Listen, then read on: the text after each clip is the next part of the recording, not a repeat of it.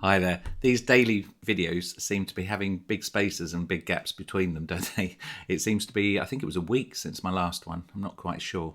But anyway, as you can see, there's a lot of pieces that I've got up there. And it'd be interesting just to see what's happened.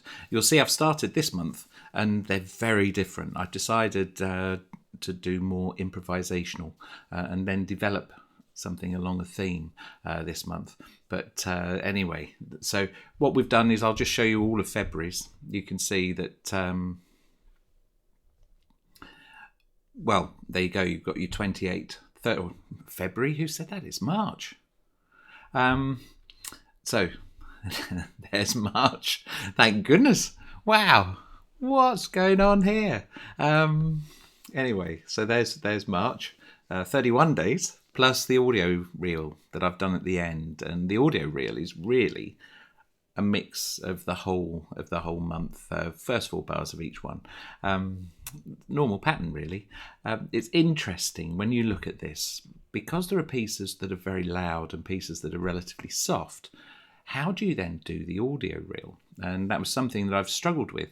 But this month I decided I'd do it differently than normal. And it was quite interesting. If you look at the bottom here, I think it'll be down here somewhere. In fact, it's probably down there. I'm feeling like a weatherman. Thomas Schaffernacker. Where's Alice? Yeah. So if you look down there, you can see the waveforms. And if you look at a loud one, this was torrent. You can see there's a big gap there, or sort of big range of dynamics. But if we then go to somewhere serenity, let's pick it's much more normal. Let's have a listen to those, and then you can see whether or not they do sound different.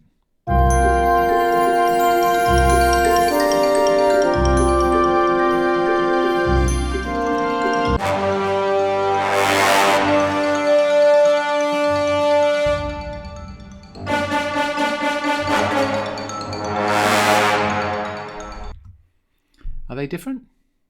It's interesting, isn't it? Because I suppose they've been compressed, and hopefully they sound roughly the same dynamic, so that you can listen to them next to each other without turning the knobs on the radio or whatever. And that's the idea, really. But if you look at the audio reel at the end here, you can see that this bit here is I think it's sort of somewhere there. It's quite loud. Anyway, let's just have a quick listen to that, because this is.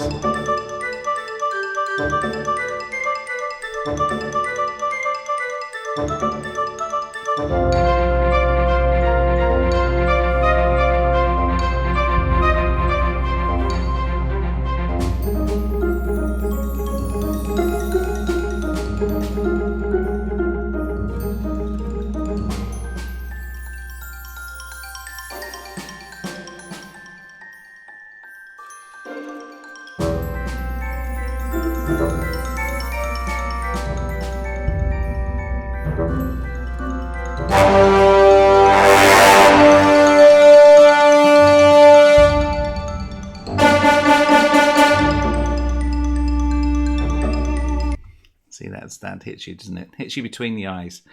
So it was quite a varied month, but you can see there was the main golden thread that went all the way through. And then the last day of the month, what I did, and actually it leads quite nicely into what we're doing this month. What I did on the last day was I actually had the main material, which was that dugga dugga dugga dugga. It was just the semiquavers, and I put them in the 3 percussion. I put them in the xylophone, the marimba, and the glockenspiel. And then I panned them so that they were out of sync, and they just wave around in this nice mush. I think I've used that in previous videos. The musical term, mush. And I've called this one Normality, which I suppose is alluding to the fact that we've been in lockdown now for about a week and a half, and we've sort of got into a rhythm, a new normality. Is it normal? What do you reckon? And anyway, so this was normality.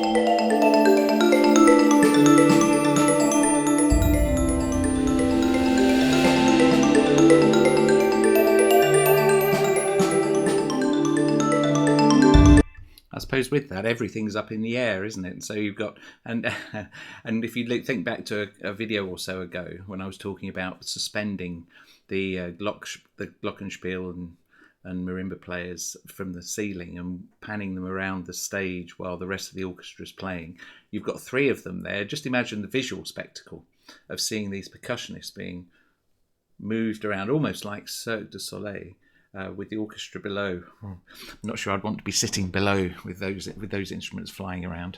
And but you have this wash of sound. Everything's up in the air, literally. And actually, wouldn't it be interesting if you had a whole orchestra suspended from the ceiling and moving around? What would that sound like? There you go. You can see how my mind works now. But what would that sound like? Just imagine having, the whole string section, or perhaps the string section all around. Now I'm thinking a big arena, and just moving around the space physically, as opposed to using knobs and switches and things. Might be interesting. Anyway, then we moved into a new month, and actually I thought this month it would be more improvisational, and so I was really sort of thinking. I sat down for a couple of hours and I couldn't really work out what to do. There was something that was on my mind that I wanted to do, and I wanted this piece to sort of pay tribute to someone. And the thing that was coming to mind, I suppose, was Barber's Adagio. So I was thinking strings and chords and suspensions, and I just sat and played.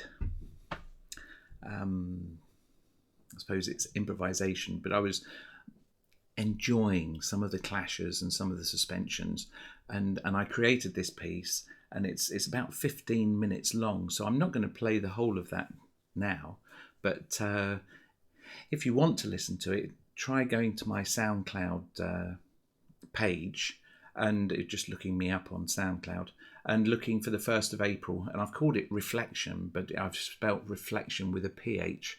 I quite like doing that. I like misspelling words, and I do it intentionally sometimes. Anyway, so this is to give you a taste of what that sounded like. So this was Reflection. This was the 1st of April.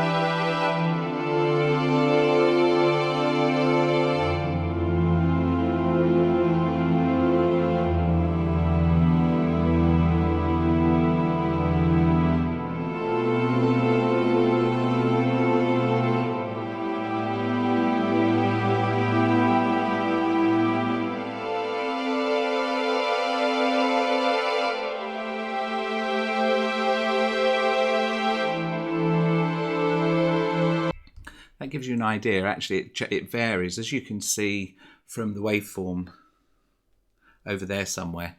You can see it does change as the 15 minutes progresses. It's quite nice just to leave it playing, and sit down, close your eyes, and just imagine. And every time I hear it, I've heard it quite a few times now, and it grows on you. It's one of these pieces, hasn't actually got a melody as such, but it's just a wash of sound, and it's, I suppose, it's emotions and its feelings. But there's a bit where I just stopped, where I can almost hear an oboist coming in with a high note, just going, dee-da. Yeah, I never thought I'd be singing on YouTube. Okay. Next day, I wanted to change the mood a little bit, and I called this one Solitary. And yeah, have a listen to this.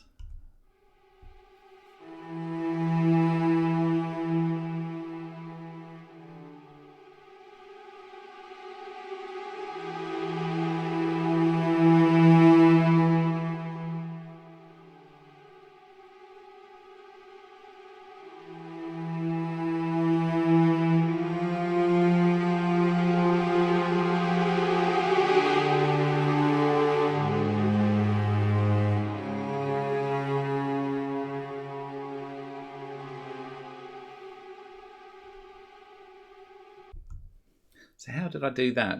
Basically, I've got 3 notes, a semitone apart, in the strings, and I just made them into tremolo, so very fast notes, put them together, and I think this piece is coming up for 2 minutes long, and just kept that going all the way through.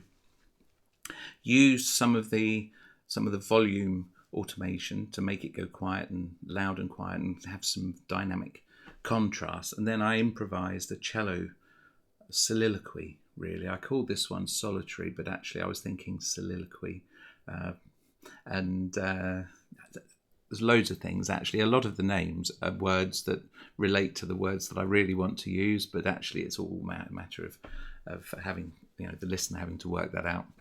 And yeah, so it was a cello telling a story with all of this unease going on in the background, but actually it can be quite calming. And then today, what I decided to do was double up the cello. So I've put the double basses an octave lower, which gives it a lot more depth. And also what I did, whereas before the 3 string parts were on the same track and they were just doing exactly the same thing together, what I've done here is I've moved the 3 bits into the 3 different voices, so violin 1, violin 2 and viola, and I've panned them so that they're moving around, and they're moving around independently, but it's regular movements. So actually they're panning like sawtooths. Should really be that way round, but they're like sawtooths, but they're doing it out of sync with each other. So sometimes they clash, sometimes they do it, but you hear over the period of the 2 minutes you hear this rhythm, and it's almost like waves, but it's sort of barely discernible. And actually you could imagine they're like sort of racing cars going round as well, but then you've got the depth of the cello and double bass, and you've got this movement in the string parts, and that would be interesting to orchestrate as well, because actually what you'd want some of them to stop and then gradually move across the stage. How would you is that possible? I think it probably would be, but everyone would have to have different parts and moving at different times, so you get the space. Interesting if you can think of other ways of how do you write a panning across, so you need first violins there and first violins there, and this is me not doing it in mirror at all, so you're looking and thinking that actually they're the other side of the stage, so they're like that. So they're in there, and it's got to gradually move, so they've got to get quieter while they get louder, and then they get up and they get down, and then it sort of moves like that, like a wave across the stage, but then you've got these other waves going around. That would be a really interesting effect in real life. There's an idea. And but anyway, so let's have a listen to that. We'll play the whole of this, so it's going to last about 2 minutes, and see what you think.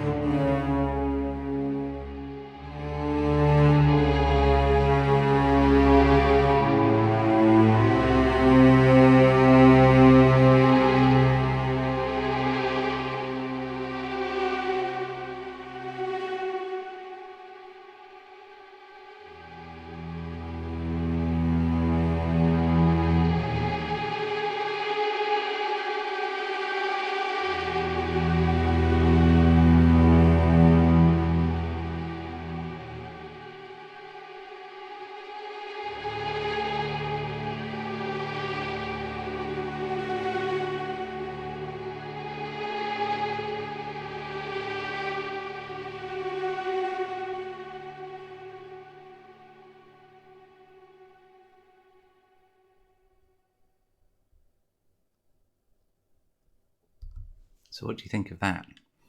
I really like the effect that has, and I suppose towards the end you start to hear that la, da, da, and that wave effect that I really like that. One of the things that you'll notice when you compare those pieces to the previous months, I've started using the automation more.